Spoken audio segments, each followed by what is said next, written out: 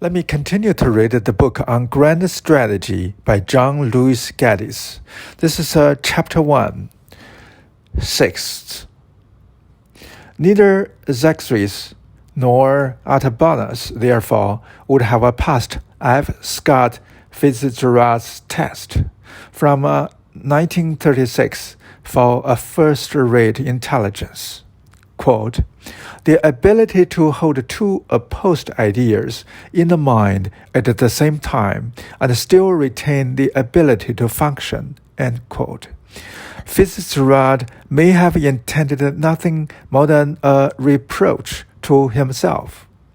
His writing career had stalled by then, and 4 years later he would die of alcoholism, heart disease, and obscurity made all the more painful by his earlier fame.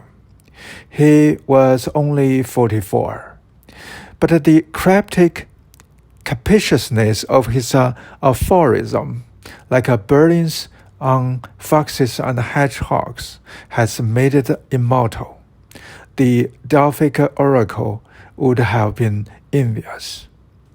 One possible meaning for Fitzgerald's opposites could be taking the best from contradictory approaches while rejecting the worst. Precisely the compromise that Xerxes and Artabanus failed to reach 24 centuries earlier. How, though, might you do that? It's easy to see how two minds can reach opposite conclusions, but can opposite coexist peacefully within one? They certainly didn't in Fitzgerald's, whose life was as tortured as Tolstoy's, and half the length. The best answer to this question comes, paradoxically, from Berlin,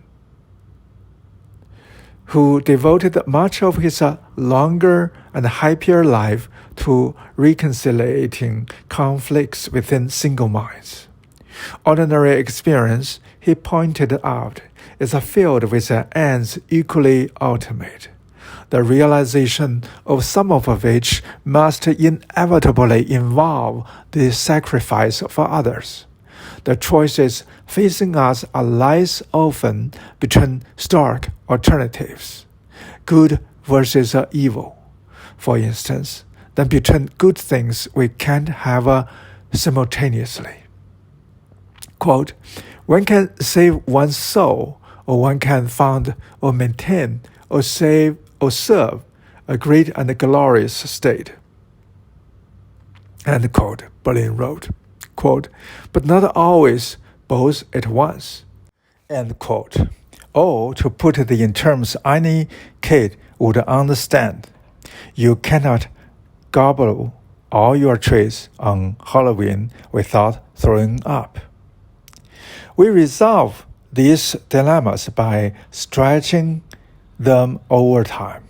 We seek certain things now, put off others until later, and regard still others as unattainable. We select what fits where and then decide which we can achieve then. We can achieve when. The process can be difficult. Berlin emphasized the necessity and the agony of choice. But if such choices were to disappear, he added, so too would the freedom to choose, and hence liberty itself. What, then, of Berlin's claims in his Tolstoy essay that foxes and hedgehogs divide human beings in general?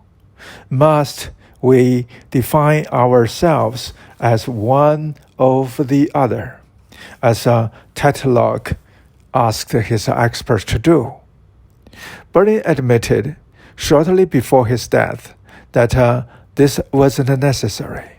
Quote, some people are either foxes nor hedgehogs. Some people are neither foxes nor hedgehogs. Some people are both. End quote. He he had just been playing an intellectual game.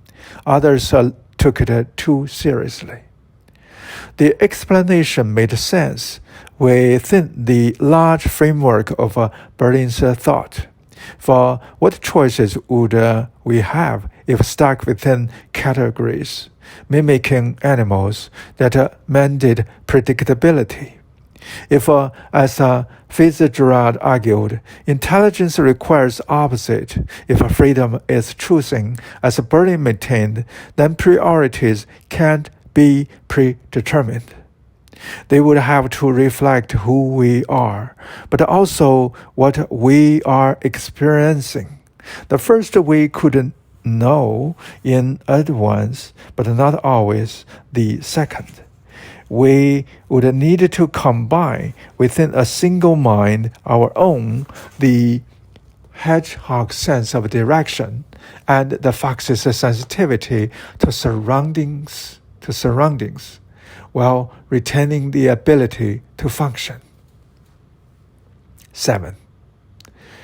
Where, though, other than as a garbled Jane Austen title, might we find such a sense and sensitivity? She offers a hint, for only narratives can show dilemmas across time. It is enough to display choices like slivers on a microscope slide.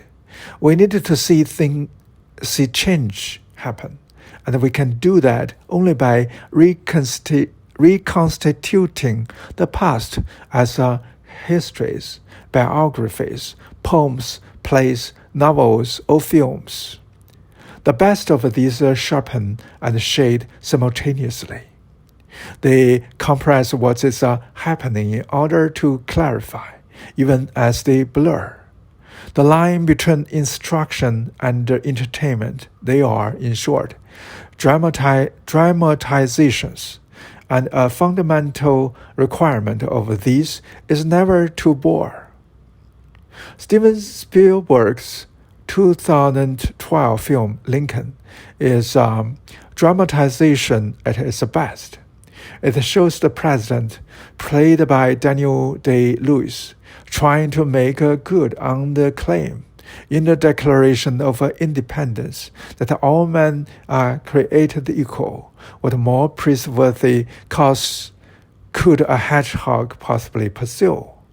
But to abolish slavery, Lincoln must move the 13th Amendment through a fractious House of Representatives, and here his maneuvers are as foxy as they come. He resorts to deals, bribes, flattery, arm-twisting, and outright lies, so much so that the movie reeks, visually if not literally, of smoke-filled rooms. When Thaddeus Stevens, Tommy Lee Jones, asked the president how he can reconcile so noble an aim with such malodorous methods, Lincoln recalls what his youthful years as a surveyor taught him. Quote, "A compass will point you true north from where you are standing, but it's got no advice about the swamps and deserts and chasms that you will encounter along the way. If in pursuit of your destination, you plunge ahead, heedless of obstacles, and achieve nothing more than to sink in a swamp, then what's the use of knowing true north?" End quote. I had the spooky sense when I saw the film that Berlin was sitting next to me, and at the conclusion of this scene, leaned over to whisper triumphantly, quote, "You see, Lincoln knows when to be a hedgehog, consulting the compass, and when a fox, skirting the swamp." End quote. The real Lincoln, as far as I know, never said any of this, and the real Berlin, sadly, never got to see Spielberg's film. But Tony Kushner's screenplay shows Fitzgerald's linkage of intelligence, opposing ideas, and the ability to function. Lincoln keeps long-term aspirations and immediate necessities in mind at the same time.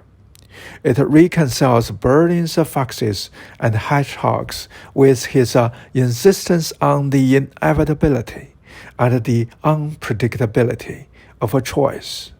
Lincoln can't know what deals he will have to cut until he has seen what the previous ones have accomplished. And the film repeatedly connects big things with little ones.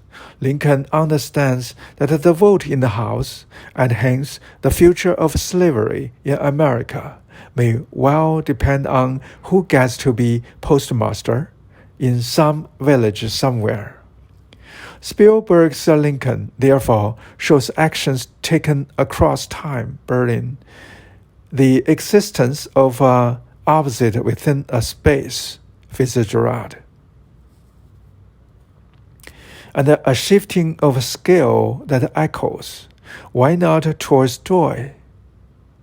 For both Lincolns, the one portrayed and the one who lived, grasped intuitively with Tolstoy, tried to convey in his own colossal dramatization. War and Peace, that everything relates to everything else. Perhaps that's why the great novelist, who rarely saw greatness in any leader, accorded that accolade posthumously to the martyred president. 8. The shifts of scale that take place in War and Peace still startle its readers.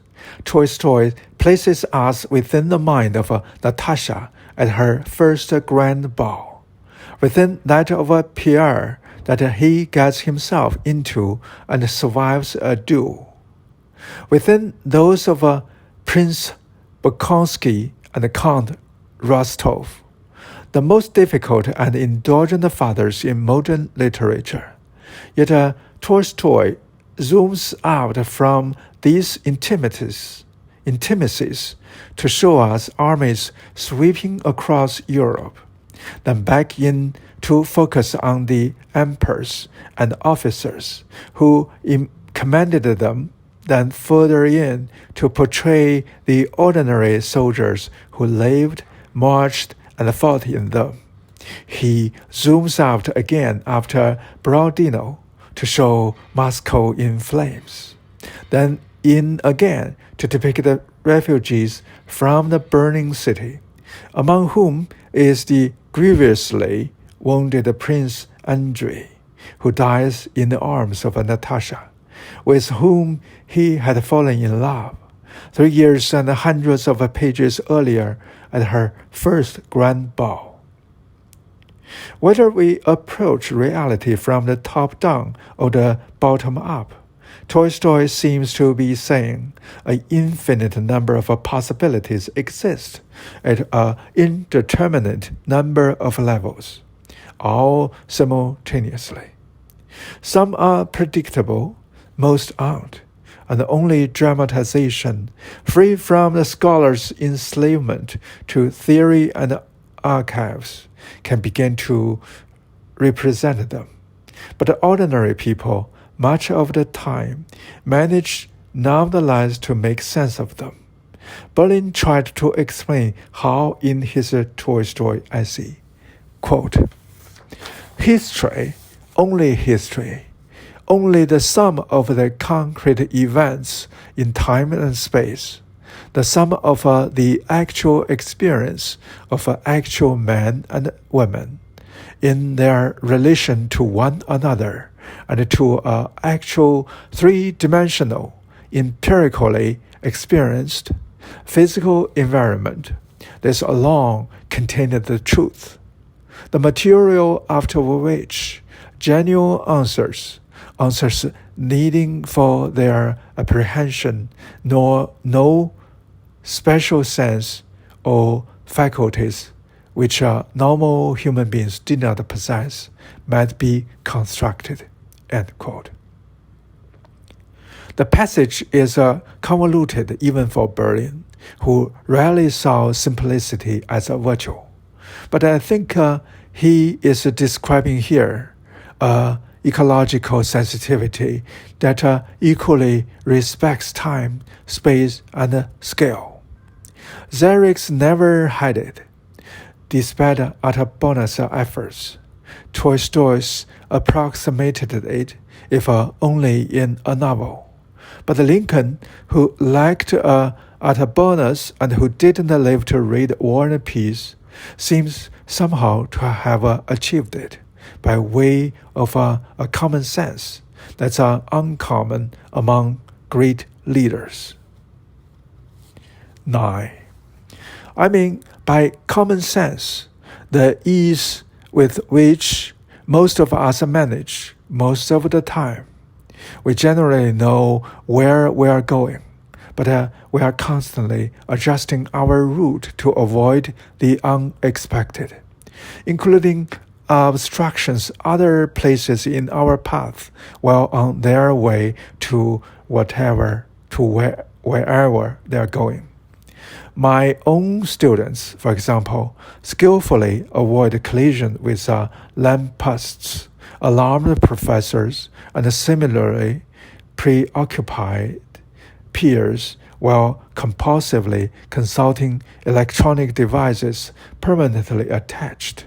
It seems to a hand or a year. Not all of us are that agile, but there's nothing unusual about the simultaneous presence within our minds of a short-term sensitivity to surroundings and a long-term sense of a direction. We live with these opposites every day. The psychologist Daniel Kahneman attributes this proficiency to an unconscious reliance on two kinds of thinking: fast thinking as intuitive, impulsive, and often emotional. It produces one needed instant action. It's what you do to keep from running into things, or to keep them from running into you. Slow thinking is deliberate, focused, and usually logical. It needn't result in action at all. It's how you learn in order to know. Ted Locke sees a similarity in the human genome and uses Berlin's animals to explain it.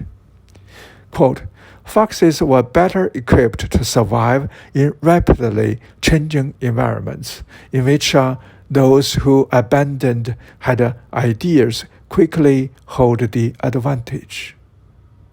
Hedgehogs were better equipped to survive in static environment that rewarded persisting with tried and true formulas. Our species, Homo sapiens, is better off for having both temperaments. End quote.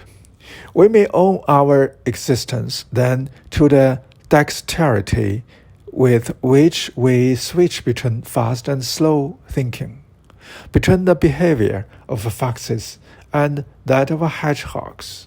For if we had never gone beyond regarding ourselves as only one big thing, we would have wound up, not just in one of Lincoln's swamps, but with the mammals in their tar pits. Why, though, don't those in authority match this flexibility? However, how, at one end of history, could Xerxes and Artabanus have seen so little need for it?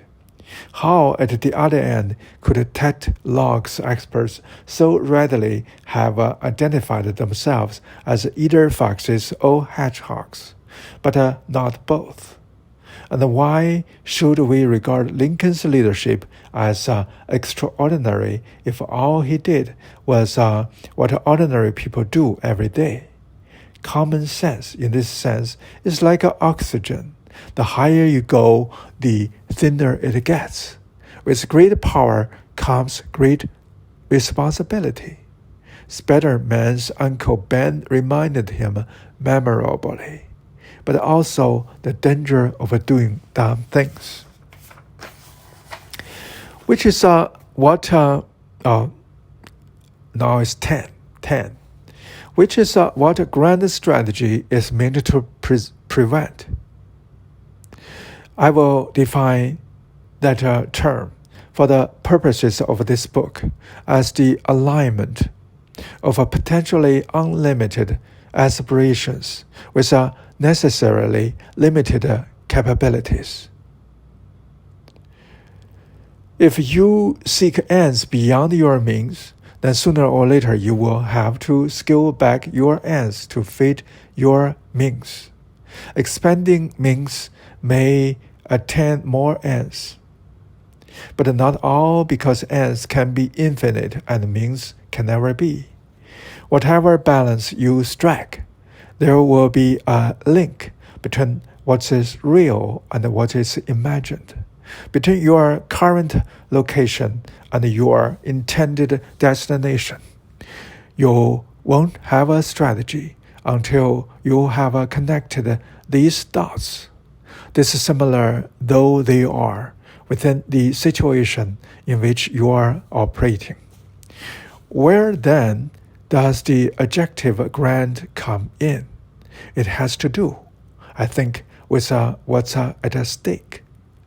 Your life as a student won't fundamentally change if you sleep for another 20 minutes tomorrow morning at the cost of grabbing a cold bagel instead of a hot breakfast on your way to class. The stakes rise, though, as you consider what you are learning in that class, how that relates to the other courses you are taking, what your major and then your degree are going to be, how you might parlay these into a profession, and with whom you may fall in love along the way. Strategies become grander even as they remain within the beholder's eye. It's wrong to say then that states have grand strategies, but that people don't. Alignments are necessary across time, space, and scale. Grand strategies have traditionally been associated, however, with the planning and the fighting of wars.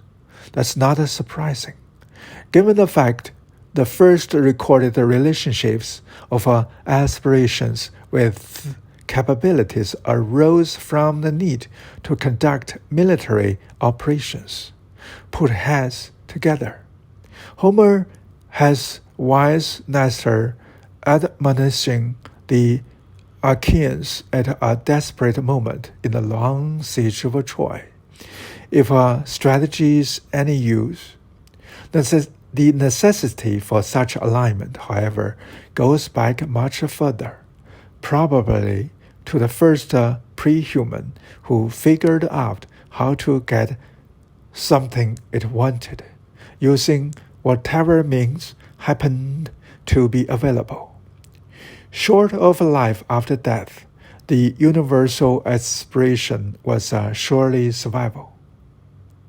Beyond that strategies, I've lost from so simple a task as finding food, shelter, and clothing to such complex responsibilities as ruling great empires. Specifying success was never easy, but the finite nature of means helped. For although satisfaction in the end is a state of mind, achieving it requires real expenditure. It's in that fact that the need for alignment and hence for strategy has always arisen.